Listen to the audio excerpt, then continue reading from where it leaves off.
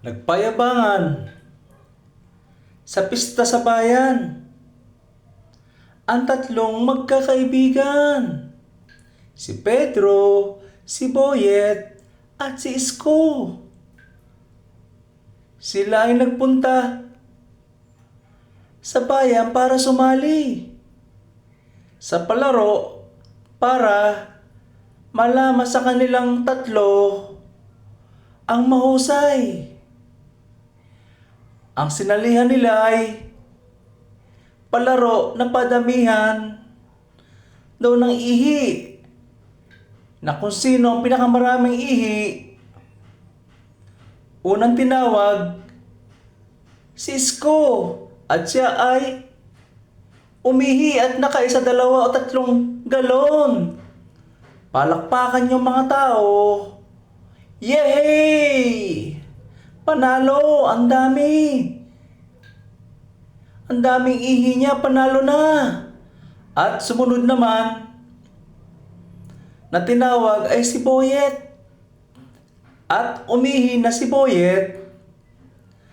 Naku, ang daming ihi ni Boyet. 1 drum, 2 drum, at 3 drum. Ang daming ihi ni Boyet.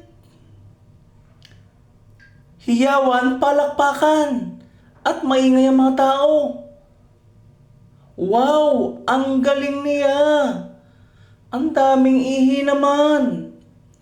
Panalo na yan! Yay! Ang husay mo, grabe! Ihi mo, ikaw na panalo! At sumunod naman, tinawag si Pedro. Umihi na si Pedro. Daming ihi niya. Naka 1 drum, naka 2 drum, naka 3 drum, naka 4 na drum, naka 5 drum. Ubos na drum, diretso pa rin ang ihi ni Pedro. Ang ingay ng mga tao, nanonood at panalo. Na yan, ang dami ng ihi niya hanggang ngayon. Umiihi pa rin, panalo na. Panalo na yan, yay, panalo na.